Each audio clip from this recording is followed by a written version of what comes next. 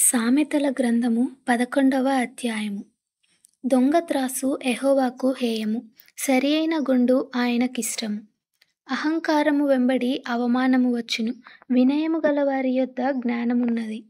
యథార్థవంతుల యథార్థత వారికి త్రోవ చూపించును, ద్రోహుల మూర్ఖ స్వభావము వారిని పాడుచేయును. ఉగ్రత దినమందు ఆస్తి అక్కరకు రాదు, నీతి మరణము నుండి రక్షించును. యథార్థవంతుల నీతి వారి మార్గమును సరళము చేయును, భక్తిహీనుడు తన భక్తిహీనత చేతనే పడిపోవును. యథార్థవంతుల నీతి వారిని విమోచించును, విశ్వాసఘాతకులు తమ దురాశ వలననే పట్టబడుదురు. భక్తిహీనుడు చనిపోగా వాని ఆశ నిర్మూలమగును, బలాఢ్యులైన వారి ఆశ భంగమైపోవును. నీతిమంతుడు బాధ నుండి తప్పించబడును, భక్తిహీనుడు బాధ పాలగును. భక్తిహీనుడు తన నోటి మాట చేత తన పొరుగువారికి నాశనము తెప్పించును, తెలివి చేత నీతిమంతులు తప్పించుకొందురు.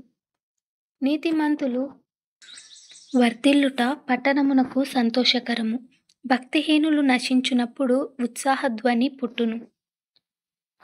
యథార్థవంతుల దీవెన వలన పట్టణమునకు కీర్తి కలుగును, భక్తిహీనుల మాటలు దానిని బోర్లద్రోయును.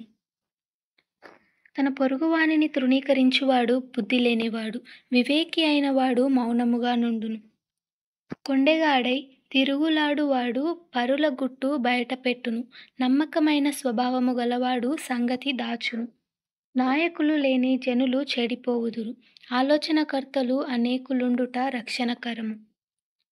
ఎదుటివాని కొరకు పూటబడినవాడు చెడిపోవును, పూటబడనొప్పనివాడు నిర్భయముగా నుండును. నెనరుగల స్త్రీ ఘనత నొందును, బలిష్ఠులు ఐశ్వర్యము చేపట్టుదురు. దయగలవాడు తనకే మేలు చేసుకొనును, క్రూరుడు తన శరీరమునకు బాధ తెచ్చుకొనును. భక్తిహీనుని సంపాదన వానిని మోసము చేయును, నీతిని విత్తువాడు శాశ్వతమైన బహుమానము నొందును.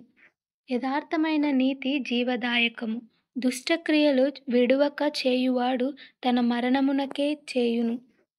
మూర్ఖచిత్తులు యెహోవాకు హేయులు, యథార్థముగా ప్రవర్తించువారు ఆయనకిష్టులు.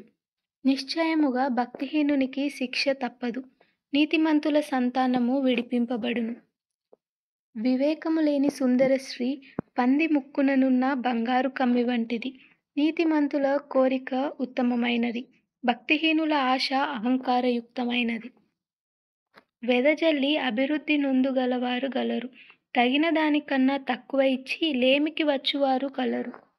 ఔదార్యము గలవారు పుష్టి నొందుదురు, నీళ్లు పోయువారికి నీళ్లు పోయబడును. ధాన్యము బిగబట్టువానిని జనులు శపింతురు, దానిని అమ్మువాని తలమీదికి దీవెన వచ్చును. మేలు చేయగోరువాడు ఉపయుక్తమైన క్రియ చేయును, కీడు చేయగోరువానికి కీడే మూడును.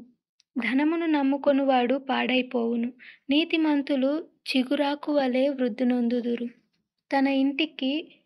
తన ఇంటి వారిని బాధపెట్టువాడు గాలిని స్వతంత్రించుకొనును, మూఢుడు జ్ఞానహృదయులకు దాసుడగును. నీతిమంతులు ఇచ్చు ఫలము జీవవృక్షము, జ్ఞానము గలవారు ఇతరులను రక్షించుదురు.